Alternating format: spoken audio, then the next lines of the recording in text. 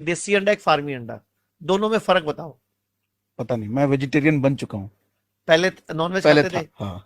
अच्छा, देसी अंडा होता क्या है, फार्मी अंडा होता क्या है? आइडिया नहीं मुझे। दर्शकों से पूछ लेते हैं, कमेंट बॉक्स में बता देना भाई हम्म। कि देसी अंडा फार्मी अंडा में फर्क क्या होता है। ठीक है। देसी अंडा मुर्गा मुर्गी के मिलन से पैदा होता है और उस अंडे से बच्चा होता है।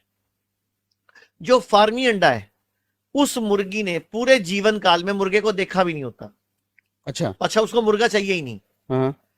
अच्छा, हमारी फीमेल में 28 दिन पीरियड्स चलते हैं, 5 दिन बंद होते हैं, चंद्रमा की कला से चलते हैं। मुर्गियों में उल्टा होता है ये, वो 28 दिन अंडे देती है। जो देसी मुर्गी होती है वो साल में 15-18 अंडे देती है, 20 अंडे देती है, ठीक है। यानी कि अपने पीरियड्स के साइकिल के हिसाब से देती है। लेकिन जो फार्मी उनकी डेवलप की है, मुर्गी डेवलप हुई है, हम्म। वो एक महीने में 25-30 दिन अंडे देती रहती है। मतलब 25 दिन 26 दिन अंडे देती है, सिर्फ 5-4 दिन उसका रेस्ट होता है, यानी कि वो साल में 300 अंडे दे देती है। तो बेसिकली अंडा क्या है, वो मुर्गी को आर्टिफिशियल पेन से चल रही है, वो मुर्गी का मेंस्ट्रुअल वेस्ट है। हम्म। मतलब मेंसेस है वो पीरियड्स, जो मुर्गी का अंडा है वो बेसिकली उसके मेंसेस आ गए। हम्म। अब हम उसके मेंसेस खा रहे हैं, तो क्या हेल्दी डाइट है वो? उससे हमें न्यूट्रिशन मिलेगा, और वो मुर्गी ने कभी मुर्गा देखा नहीं है। चलो ये मुर्गा अंडे को साइड पे कर देते हैं। आप जब नॉनवेज खाते थे तो मुर्गा खाते थे कि मुर्गी खाते थे? मुर्गा खाते थे। कैसे पता आपको? ये नहीं पता। मार्केट में जो मिलता है ना, वो मुर्गा होता है ना वो मुर्गी होती है, वो बॉयलर होता है, वो सिर्फ मांस के लिए डेवलप होता है। वो अच्छा। बहुत ना वो मुर्गा होता है ना मुर्गी होती है, वो सिर्फ मांस के लिए बड़ा करते हैं। एक तरह से वो हार्मोन डिस्टर्ब प्राणी है। उसको खा के हमारे हार्मोन क्या हेल्दी होंगे? एक मुर्गे का बच्चा 40 दिन में मतलब लगभग 300 ग्राम का होता है। ठीक है। लेकिन वो वाला मुर्गा 40 दिन में 1.25 किलो का हो जाता है लगभग, अच्छा। ग्रोथ हार्मोन की वजह से। वो मतलब सिर्फ मांस के वो। लिए डेवलप हुआ, और वो ठुस होता है, उससे चला भी नहीं जाता। मतलब भयंकर, जैसे एक मान लो एक आम आदमी में 700 किलो का आदमी जो ऐसे पड़ा हुआ है, वो वाला वो मुर्गा होता है। मुर्गा या मुर्गी जो भी बोल लो उसको, या बोथ सेक्स बोल लो उसको आप। अब उसका मांस खा रहे हैं हम, जिसने जीवन काल में कभी धूप नहीं देखी, उसको पिंजरों में बंद करके रखा गया, चोंच उसकी आगे से आग लगा दी जाती है ताकि एक दूसरे को चोंच ना मार दे। मांस के लिए उसको हार्मोन दिए जा रहे हैं, एंटीबायोटिक एंटीवायरल दिए जा रहे हैं ताकि उसको बीमारी ना लगे। वो उसको ऐसी ऐसी चीज खिलाई जा रही है जिससे उसका मांस बढ़ जाए।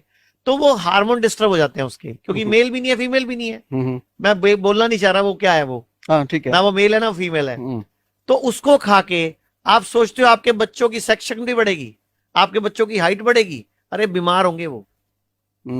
ये जो एलजीबीटी समुदाय बढ़ रहा है, हार्मोन डिस्टर्ब प्राणी कहां से आ रहे हैं इतने? क्योंकि जब हम डिस्टर्ब चीजें खाएंगे तो हमारे हार्मोन भी डिस्टर्ब होंगे। एक माँ के पेट में जब बच्चा है और माँ ने गलत गलत चीजें खाई, तो उसके हार्मोन बिगड़ रहे हैं ना, उसका जीन बिगड़ रहा है ना, उसका डीएनए बिगड़ रहा है ना, तो उसका असर बच्चे पे भी तो आएगा। एक फीमेल आई 19 साल की, उसके पीरियड से शुरू नहीं हुए।